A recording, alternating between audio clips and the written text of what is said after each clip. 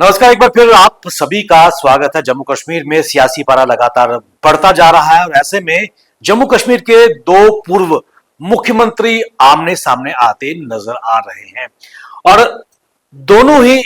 पूर्व मुख्यमंत्री एक दूसरे पर आरोप प्रत्यारोप की जड़ी यानी कि एलिगेशंस लगा रहे हैं और कहीं ना कहीं कश्मीर के लोगों के हितों की अनदेखी करने का आरोप भी लगा रहे हैं और उसके साथ साथ भाजपा के साथ जो गठजोड़ इन्होंने किया था उसका खामियाजा किस प्रकार जनता, खासकर कश्मीर की जनता महसूस कर रही है, उसका भी आरोप लगा रहे हैं। आपको बताते चले कि कल गांधरबल में नेशनल कॉन्फ्रेंस पार्टी के फॉर्मर वाइस प्रेसिडेंट और गांधरबल से नेशनल कॉन्फ्रेंस के उम्मीदवार पूर्व मुख्यमंत्री उमर अब्दुल्ला की अगर बात करें तो उन्होंने राम माधव को लेकर पीपल्स डेमोक्रेटिक पार्टी को आड़े हाथों लिया। उन्होंने कहा कि वर्ष 2015 में राम माधव ही ऐसे व्यक्ति थे जो पीपल्स डेमोक्रेटिक पार्टी के संपर्क में थे और यही कारण था कि जो सरकार पीपल्स डेमोक्रेटिक पार्टी और भारतीय जनता पार्टी की बनी थी उसके सूत्रधार राम माधव ही थे और उसके बाद कहीं ना कहीं पीपल्स डेमोक्रेटिक पार्टी को अपने सिद्धांतों के साथ समझौता करना पड़ा। आपको बताते चले इसका उत्तर जो पीपल्स डेमोक्रेटिक पार्टी की अध्यक्षा हैं और जम्मू कश्मीर की former chief minister Mehbooba Mufti ने दिया। उन्होंने कहा कि सबसे पहले नेशनल कॉन्फ्रेंस ही भारतीय जनता पार्टी की गोद में बैठी थी और उमर अब्दुल्ला उस वक्त केंद्रीय मंत्री थे और नेशनल कॉन्फ्रेंस ने अपनी पॉलिसीज, अपनी आइडियोलॉजी के साथ समझौता किया था। उन्होंने उमर अब्दुल्ला को कटघरे में खड़ा करते हुए कहा कि जब उमर अब्दुल्ला केंद्र में मंत्री थे तब जम्मू कश्मीर और खासकर कश्मीर में शहतूश शॉल पर बैन भी उमर अब्दुल्ला के टाइम पे लगा था। यहीं तक वो नहीं रुकी, उन्होंने ये भी कहा कि उमर अब्दुल्ला जब केंद्रीय मंत्री थे तो उस वक्त जो ऑटोनॉमी का मसौदा था केंद्र ने उसको रद्दी की टोकरी में फेंक दिया था और ये भी उन्होंने कहा कि जम्मू कश्मीर में पोटा लाने वाले कौन थे। लगातार आरोप और प्रत्यारोप जम्मू कश्मीर के सियासी गलियारों में बढ़ता जा रहा है। ऐसी तस्वीर किश्तवाड़ में सुनील शर्मा और सज्जाद किचलू के बीच में भी चल रही है। लगातार जुबानी जंग वहां पर चलती आ रही है। आपको बताते चलें कि सज्जाद किचलू ने का एक थ्रेटनिंग भाषण खासकर वहां पर जो प्रोजेक्ट्स चल रहे हैं उनके खिलाफ आया है और उस पर कटाक्ष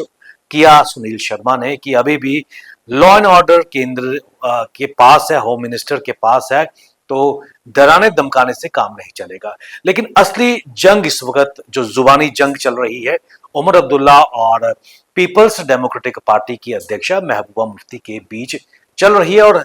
अचंभे की बात है दोनों ही जम्मू कश्मीर के पूर्व मुख्यमंत्री रह चुके हैं, जम्मू कश्मीर की भौगोलिक स्थिति से भली भांति वाकिफ भी हैं और ऐसे में दोनों एक दूसरे को भारतीय जनता पार्टी का एजेंट सिद्ध करने पर तुले हुए हैं और ये भी आरोप लगा रहे हैं कि एजेंट होने के नाते जम्मू कश्मीर और खासकर कश्मीर के अवाम के हितों की अनदेखी कर रहे हैं। पीपल्स डेमोक्रेटिक पार्टी की अध्यक्षा महबूबा मुफ्ती ने यह कहा कि वर्ष 2015 में हमने जो भारतीय जनता पार्टी के साथ सरकार बनाई थी वो शर्तों पर सरकार बनी थी। उन्होंने कहा कि हमने 12,000 जो युवाओं पर जो एफआईआर लगी थी वो वापस की, अलगाववादियों से बातचीत हमने केंद्र के साथ शुरू कराई, जंगबंदी हमने शुरू कराई, हमने सशस्त्र अपनी कंडीशंस पर भारतीय जनता पार्टी के साथ समझौता किया था और ऐसे में उमर अब्दुल्ला के जो बोल थे उस पर एक बड़ी सीरियस टिप्पणी भारतीय जनता पार्टी के वरिष्ठ नेता देवेंद्र सिंह राणा ने भी की है। उन्होंने कहा कि वर्ष 2015 में क्योंकि देवेंद्र सिंह राणा नेशनल कॉन्फ्रेंस के कदावर नेता रह चुके हैं, नगरोटा से वो एमएलए भी बने थे और काफी क्लोज थे डॉक्टर फारूक अब्दुल्ला और उमर अब्दुल्ला के। उन्होंने अंदर की बात ये बताई कि 2015 में जब सरकार बनाने की कवायद चल रही थी तो नेशनल कॉन्फ्रेंस ने सभी का दरवाजा खटखटाया था सरकार बनाने के लिए, लेकिन वैसा रेस्पॉन्स उन्हें नहीं मिला। तो कुल मिलाकर जम्मू कश्मीर का सियासी पारा बढ़ता जा रहा है, आरोप और प्रत्यारोप लगातार डिफरेंट कॉन्स्टिट्यूएंसी में सामने आ रहे हैं, लेकिन इन सब के बीच राम माधव का जम्मू कश्मीर में आना अपने आप में एक बार फिर ये संकेत कर रहा है कि हो सकता है कि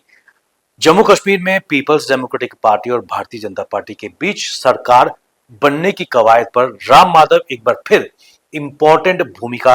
अदा कर पाए। और देखने वाली बात है कि जनता किस ओर वोट देगी। क्या नेशनल कॉन्फ्रेंस और कांग्रेस की जो अलायंस है वो बहुमत हासिल कर पाएंगे, या जम्मू कश्मीर में एक त्रिशंकु विधानसभा की तस्वीर नजर आएगी, जहां पर एआईपी,